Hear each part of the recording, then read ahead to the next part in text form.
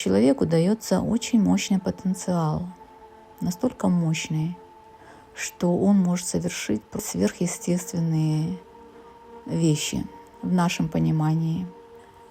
Но мы как бы находимся вот в таком состоянии заблокированном и не используем весь свой потенциал.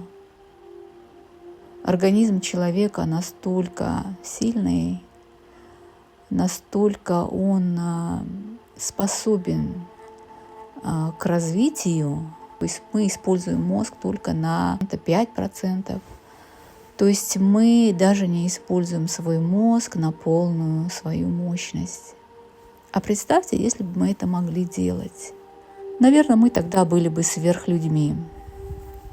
И поэтому, наверное, мы сейчас не в состоянии этого всего делать, использовать всю свою природу, весь свой потенциал, потому что, наверное, мы могли бы разрушить себя и всю нашу Вселенную.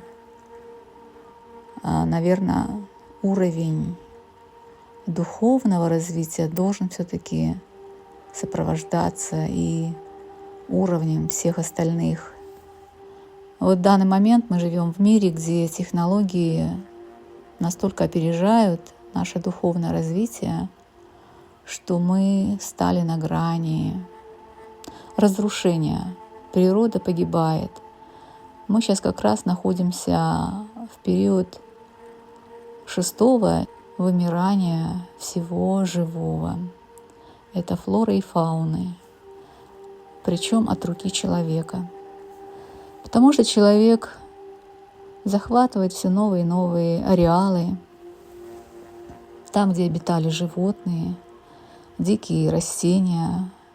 И все это вымирает в результате под влиянием экспансии человека, человеческой цивилизации, которая по своей природе стала технологической. И сами люди страдают от этого, потому что все больше болезней появляется, которых не было, например, много-много лет назад. Я хотела поговорить о том, как бы мы могли использовать наш потенциал, который нам дан в силу нашей божественной природы. Наверное, раз уж у нас такая божественная природа, о которой мы забыли, воплотившись на Земле, а Земля — это как раз место для испытания, то нам нужно вспомнить о нашей божественной природе. И вот тогда мы сможем использовать наш потенциал.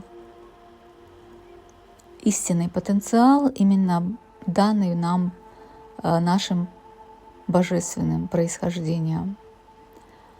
Потенциал, который наделит нас сверхзнаниями, сверхсознанием, сверхчувствительностью, направленный во благо человека, а не ради наживы, например, или каких-то других целей.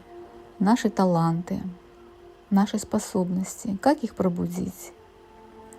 Опять-таки, обращаясь к нашей божественной природе, только так мы можем пробудить наш потенциал. И пробуждая его, мы можем делать что-то хорошее, исцелять, например, себя и других, создавать красоту, писать картины, творить музыку, создавать какие-то изобретения, которые могут принести пользу человеку. И, конечно же, какие-то инсайты, осознания, откровения, которые на самом деле очень просты, как, например, молитва, доброе слово. Удивительно, что все божественное, оно по своей природе просто, но не хватает нам веры, чтобы это принять, понять и реализовать в нашей жизни. Все простое. Просто нам нужно отпустить наш ум. ум всегда требует логики, объяснения, усложняет все. Но на самом деле все намного просто. Научитесь чувствовать свою интуицию и верить, доверять себе, своему голосу. Научитесь верить без всякой логики, просто так. Человек, интеллектуал будет говорить: докажите, приведите мне научные доказательства.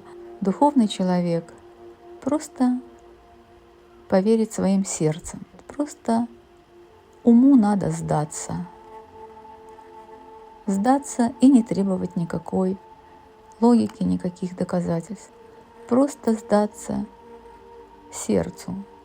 Потому что сердце, оно тоже обладает своим умом, сердечным умом. И даже магнитное поле сердца намного больше, чем магнитное поле мозга. Поэтому развивайте именно сердечный мозг. Сердечный мозг. То есть доверяйте сердцу, что оно чувствует.